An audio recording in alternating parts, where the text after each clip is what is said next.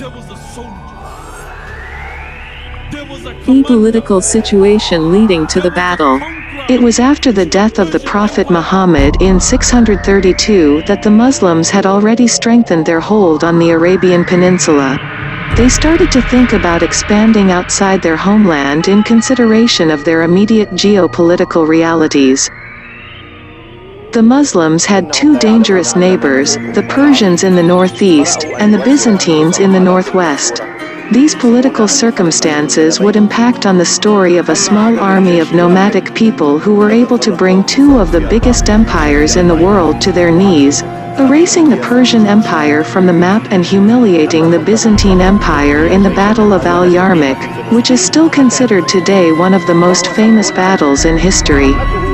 Edward Gibbon discusses the political tensions in his book, The History of the Decline and Fall of the Roman Empire, saying, "In the victorious days of the Roman Republic, it had been the aim of the Senate to confine the legions to a single war and completely to suppress a first enemy before they provoked the hostilities of a second. These timid maxims were disdained by the magnanimity and enthusiasm of the Arab caliphs. With the same vigor and success they invaded the successors of Augustus and those of Artaxerxes. And the rival monarchies at the same instant became the prey of an enemy whom they had been so long accustomed to despise.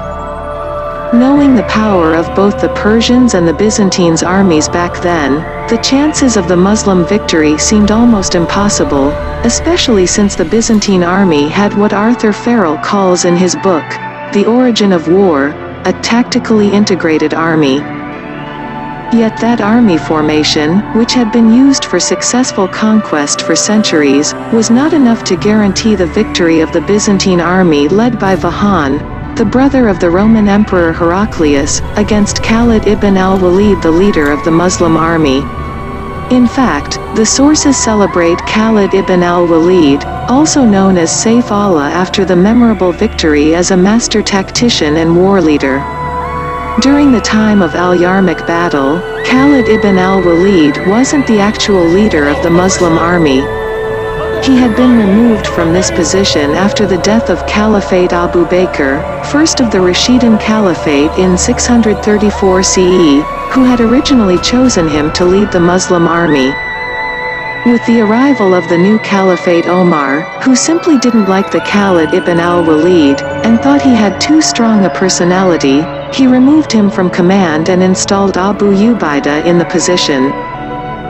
Abu Ubaidah was a calm, quiet man, and knowing that he didn't have the power and the right tactics to lead a battle against the Byzantines, eventually gave up his duties and position in favor of Khalid ibn al-Walid at the beginning of the battle. He recognized that Khalid ibn al-Walid was a better leader for such a battle, for his shrewd war tactics and his experience in the field, where he helped them in the suppression of the rebellion of the Muslims against the Rashidun Caliphate for taking power after the death of the Prophet. Khalid ibn al-Walid used the same war tactics in Uhud that he used in the Battle of Yarmouk, and they proved to be very effective. The vicious battle started on the 15th of August 636 CE and lasted 6 days. The name of the battle was derived from where it took place, next to the Al Yarmouk River, in Transjordan. The site was chosen by the Byzantines, for its vast plain accommodated their huge army. After days of continuous inconclusive attacks by the Byzantines on the Muslim army bases, the Muslims decided to attack on the 6th day, and managed to gain the upper hand over the Byzantine army, which some sources say was 10 times the number of the Muslim army. Khalid ibn al-Walid's war strategies managed to lead the Muslims to victory, defeating the Byzantine army on the 20th of August 636. The battle ended with the routing of the Byzantine army, forcibly directed toward the Yarmouk Bridge, where Khalid ibn al-Walid was waiting for with a group of cavalry to finish the fleeing troops. The winning factors. The biggest question here is how a small army of nomads have managed to humiliate the biggest and strongest army in the world. There were numerous factors were behind the victory of the Muslims, most of them more connected to the Arabs' lifestyle than war strategies.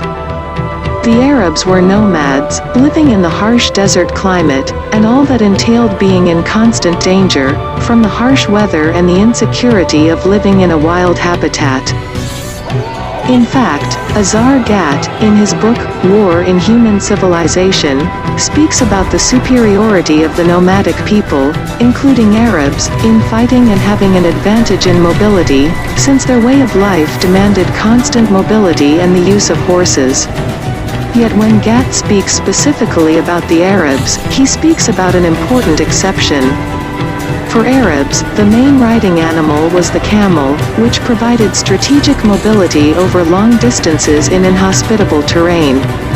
Additionally, the Arabs were warring tribes, living in never-ending conflicts over food and water, making warfare a lifelong habit. Therefore, the Rashidun Caliphate did not possess much of an advantage in their military organization, and according to Gat, the core of their armies consisted of infantry from the cities while the more nomadic Bedouin provided light cavalry. In fact, the social nature of the Arab Bedouin and the fact that they were divided into tribes, fostered a sense of esprit de corps which created a loyalty that was matched between the members of the same tribe. As mentioned, the nature of the Arabs and their way of life played a crucial role in this victory, but even the best army in the world could not beat the Byzantine army without good military strategies. Actually, the Rashidun Caliphate were very good war planners. Even choosing the date of the battle was one of their smartest strategies. The Battle of Yarmouk took place on the 15th of August 636, just a few years after the brutal enduring war between the Byzantines and the Sasanians from 602 until 628. By 628 both armies were exhausted, and took a lot of losses, which created a golden opportunity for the Muslims to attack them on multiple fronts from 629 CE, arriving to the climax in the Battle of Al Yarmouk in 636. Battle repercussions. At the end, this battle was and is still considered one of the most important battles in history, and it always comes to mind speaking about the Muslim conquest, or Muslim culture, since this battle was the door that allowed the Muslim people and culture to reach the rest of the world. It granted the Muslims the opportunity to expand outside the Arabian Peninsula. After the victory in Al Yarmouk, the Muslim took Syria and the Levant, forever ending Byzantine ruling of the area. The Battle of Al Yarmouk changed the life of Muslims, and transformed them from nomads to city dwellers. In Syria, where Muslims took over Roman and Byzantine cities,